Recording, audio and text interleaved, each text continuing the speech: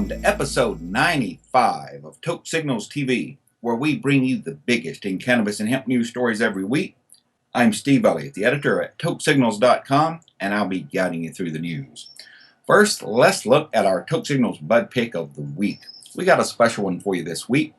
Lisa and I had a wonderful time this past weekend at Farmer Tom's Collective in Olympia, Washington.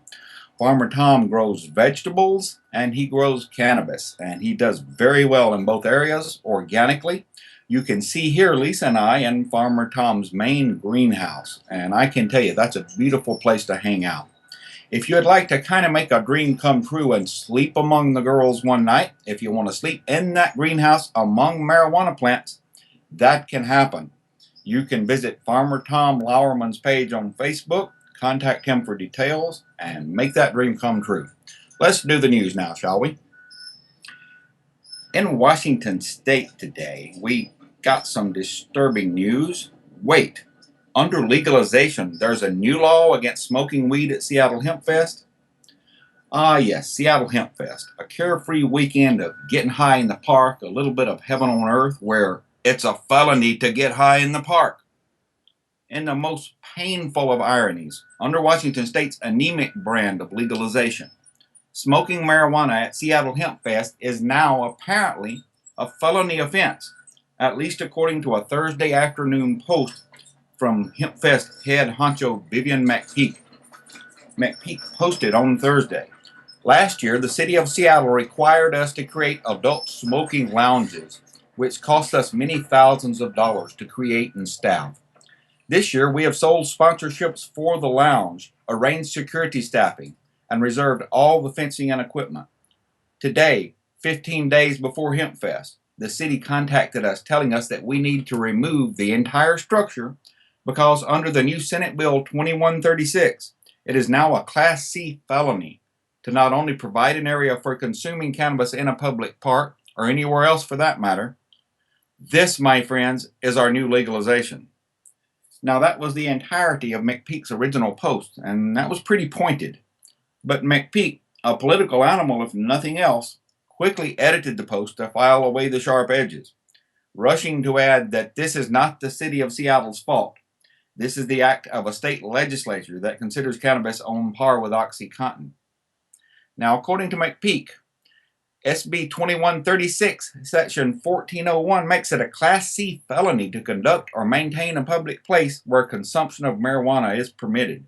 Public place is defined in RCW 66.04.010, which includes in pertinent part publicly owned bathing beaches, parks, and or playgrounds, and all other places of like or similar nature, to which the general public has unrestricted right of access and which are generally used by the public. And McPeak concluded his post with, "I may have received incorrect info regarding the consumption of cannabis, and I am checking on that part." One can imagine at this point frantic attorneys and PR people freaking the fuck out with HempFest just a couple of weeks away. Just 30 minutes after his original post, in a comment, McPeak completely reversed himself. Quote, "I do not believe it is a felony to imbibe in the park or anywhere else. I believe that was incorrect information I had received. I have the bill on my desk. I have just not had time to read it completely yet. I apologize for spreading the wrong info about that." End of quote. Now, ironically, nobody's arguing that smoking marijuana in the park at HempFest isn't against the law. The only point of contention is how badly against the law it is to smoke weed in the park, under, mind you, legalization.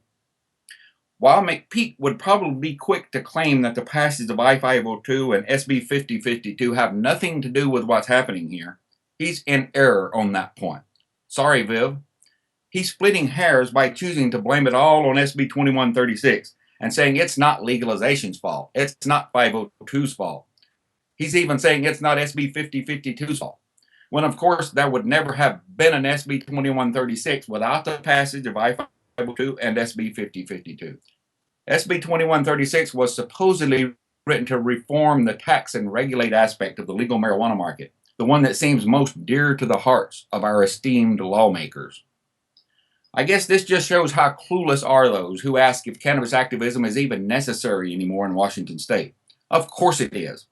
Safe access for medical marijuana patients at reasonable costs is going down the tubes here, with dispensaries being shut down for lack of a non existent license and the right of patients to grow their own being scaled sharply back from 15 plants to 4 off the patient registry or 6 plants if you register. There are plenty of politicians in the Washington legislature still gunning for patient cultivation, too. I'd say who ask if HempFest is even necessary anymore, but it's been a while since HempFest had much to do with real activism here. You know, ever since they choked in the clutch in 2012 during the I-502 debate. Seattle HempFest has become, as I noted in 2013, more of a trade show than a protestable.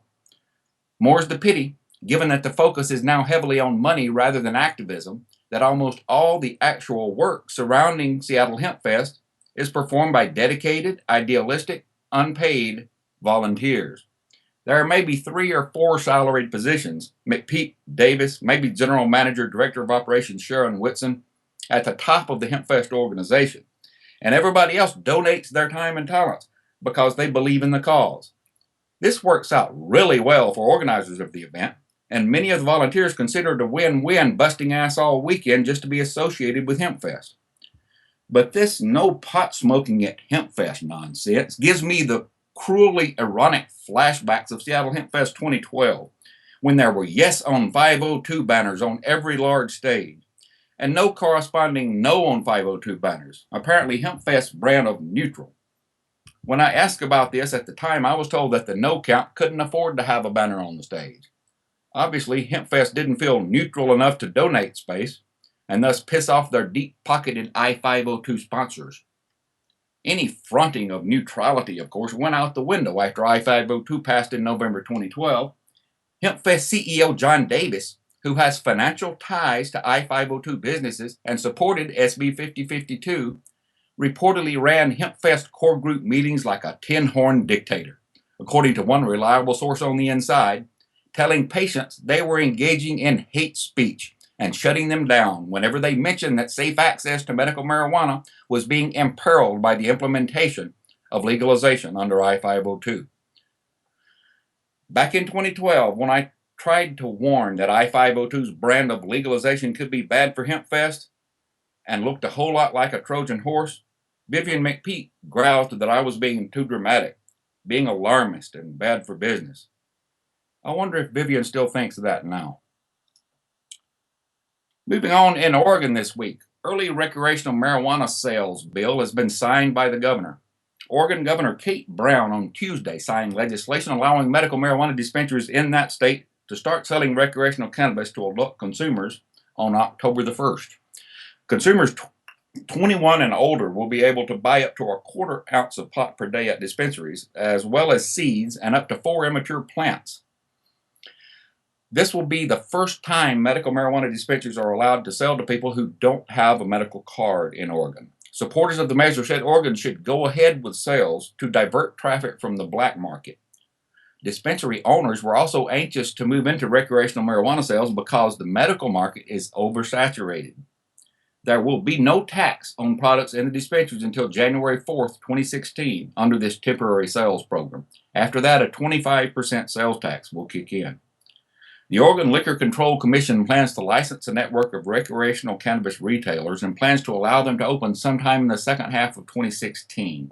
I'm hearing around October 1st. Many medical dispensaries are expected to switch to the recreational market. Recreational marijuana retailers are expected to offer a wider range of products than medical shops and will be allowed to sell up to an ounce at the time to adults rather than just a quarter ounce. Oregon voters in November 2014 approved an initiative legalizing recreational marijuana. Possession became legal on July 1st this year. Growing cannabis is currently the only way to legally obtain recreational weed in Oregon.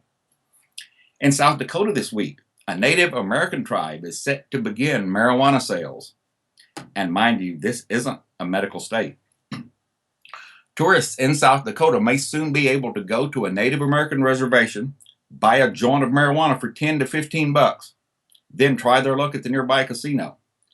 The Flandreau Santee Sioux expect in December to become the first tribe in the nation to grow and sell cannabis for recreational use, taking the Obama administration at its word when it says all 566 federally approved Indian tribes are free to enter the marijuana industry. The fact that we are first doesn't scare us, said Tribal President Anthony Tony Ryder, 38, leader of the tribe for almost 5 years now. The Department of Justice gave us the go-ahead, similar to what they did with the states, so we're comfortable going with it. 60 strains of marijuana will be available from the tribe, according to Ryder, who is hoping for hordes of visitors. He predicted that sales could bring in $2 million a month.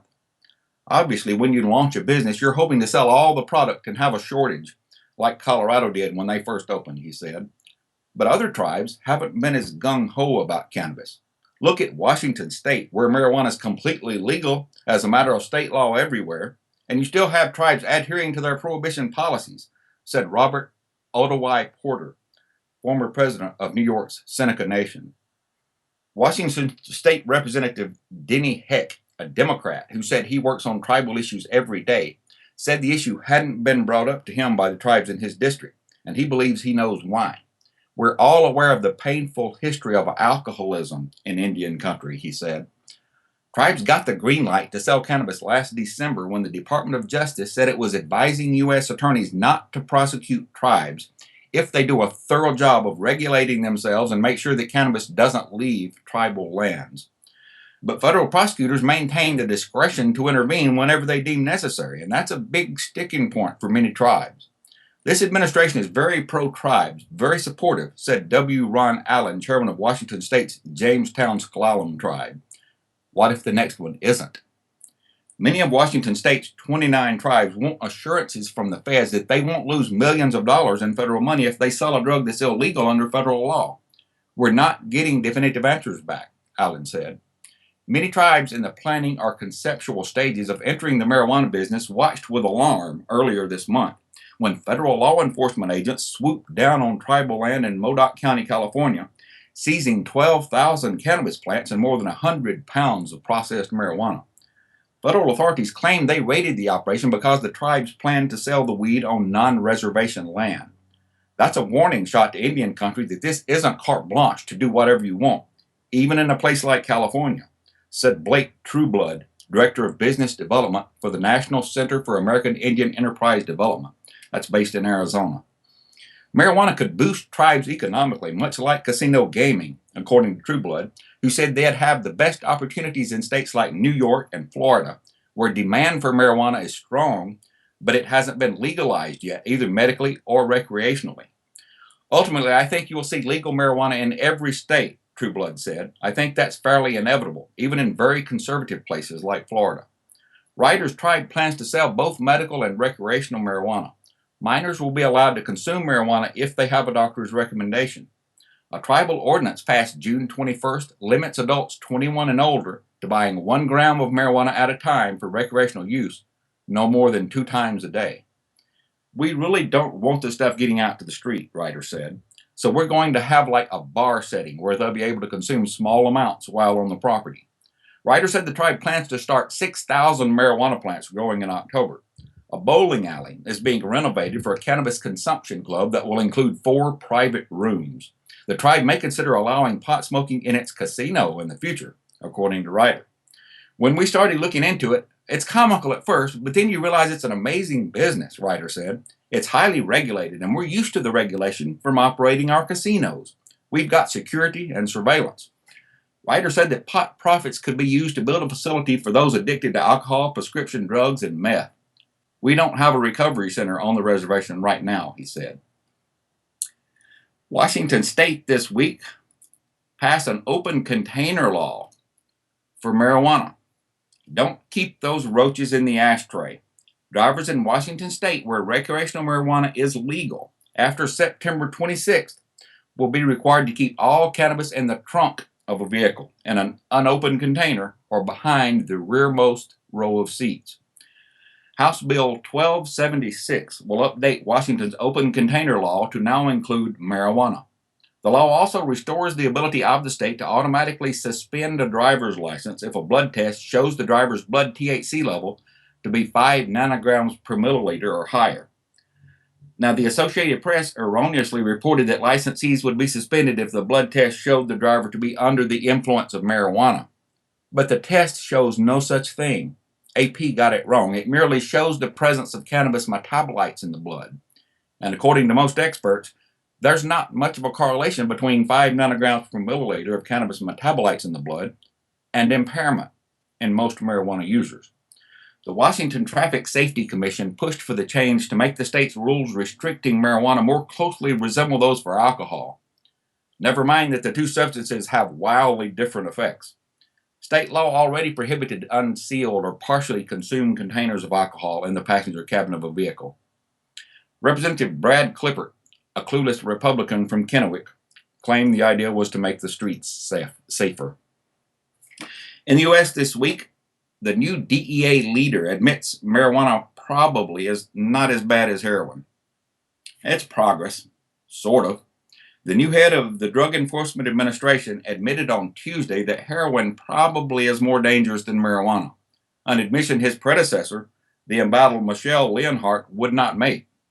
Acting DEA Administrator Chuck Rosenberg said federal DEA agents aren't prioritizing marijuana enforcement, but he's not ordered them off it. If you want me to say that marijuana is not dangerous, I'm not going to say that because I think it is, Rosenberg said. Do I think it's as dangerous as heroin? Probably not. I'm not an expert. Let me say it this way, he added. I'd rather be in a car accident going 30 miles an hour than 60 miles an hour, but I prefer not to be in an accident at all. Rosenberg's predecessor, Leonhardt, claimed comparisons of marijuana to crack cocaine or heroin would be subjective and claimed cannabis is an insidious drug. This is not a matter of opinion, said Dan Riffle, Director of Federal Policies at the Marijuana Policy Project. It's far less harmful than heroin, and it's encouraging that the DEA is finally willing to recognize that. Riffle pointed out that thousands of overdose deaths result from heroin every year, compared to 0 for marijuana, which is also far less likely to result in dependence. That's a great improvement over the previous administrator, who was incapable of distinguishing heroin from marijuana, said Representative Steve Cohen, Democrat of Tennessee, who had a well-known tense exchange on that subject with Leonhardt last year. The real question that one day will be asked and correctly answered is marijuana a more dangerous drug than alcohol? Cohen said. Leonhardt resigned in May in the wake of a scandal involving DEA agents throwing sex parties with prostitutes in Colombia. She chastised President Barack Obama last year for saying marijuana is safer than alcohol, and she scolded White House staffers for playing softball matches against drug policy reformers. Rosenberg said he asked DEA agents across the country to focus their efforts and the resources of the DEA on the most important cases in its jurisdictions. And by and large, what they are telling me is that the most important cases in their jurisdictions are opioids and heroin. Typically, it's heroin, opioids, meth, and cocaine, in roughly that order. And marijuana tends to come in at the back of the pack, he said. But Rosenberg, a consummate bureaucrat, left himself a loophole. I've also told them we are not going to shy away from doing marijuana cases where appropriate, Rosenberg added. We want to do the biggest and most important cases there are. If it's marijuana, that's illegal under federal law, and I've told them not to shy from that, Rosenberg said. More to come on that, he said ominously. In the U.S. this week, a leading neuroscientist says the THC level in Sandra Bland's system was negligible. The amount of THC in Sandra Bland's system was so negligible it was equal to a placebo, according to neuroscientist Dr. Carl Hart, who has spent nearly 20 years researching the neurophysiological, psychological, and behavioral effects of marijuana. Of course, the scientific evidence almost never supports these fantastic distractions, Dr. Hart said. Yet, the drug-crazed black person myth continues to be revitalized decade after decade by racists masquerading as public servants. I find this line of reasoning insulting and offensive, Dr. Hart said. It seeks to misuse the science of behavioral pharmacology to excuse reprehensible acts perpetrated by the state or state proxies. As part of my research, I have given thousands of doses of marijuana to people and carefully studied their immediate and delayed responses, Dr. Hart said, and I have never observed a marijuana-induced violent and self-destructive attack or anything remotely similar to the summer reefer madness put forth by desperate public officials. Bland's levels were well below the THC levels that I have found necessary to induce intoxication, Dr. Hart said. It was Encenia who behaved irrationally and escalated the situation, not Bland, Dr. Hart said. There is no indication that she was under the influence of marijuana or that it caused her to behave foolishly. The same cannot be said for Officer Encenia, Dr. Hart said. It is disappointing that county officials did not require him to provide a urine sample for drug testing, nor did they require him to undergo assessment for racial discrimination, which is the most likely explanation for his behavior. One does not need to be a neuroscientist to see the absurdity of the theories peddled by Waller County officials, Dr. Hart said. Waller County officials might be mad for marijuana, but there is no evidence indicating reefer madness had its grip on Sandra Bland. It's high time Americans called out racists when they employ the drug-crazed black person myth, Dr. Hart said. The days of sprinkle a little crack or marijuana on the body and call it a wrap are over. In Florida this week, in a happier story, charges were dropped against an injured veteran accused of growing marijuana. Charges have been dropped against injured Iraq War veteran Matthew Young, who was arrested after deputies said they found marijuana plants growing in his home. Young was charged with cultivation after Pasco County deputies conducted a raid. Young said a lawyer from Jacksonville gave him paperwork and false information that using medical marijuana is legal in Florida. I really, to this day, don't believe I did anything wrong, Young said. He said the marijuana gave him relief from medical problems he's had since returning from combat. It wasn't until I tried cannabis that everything turned around, Young said. I could start functioning and start having a day. You have to have a day before you can start a life. The state attorney's office dropped the charge against Young, saying he is a cooperating witness in an ongoing investigation.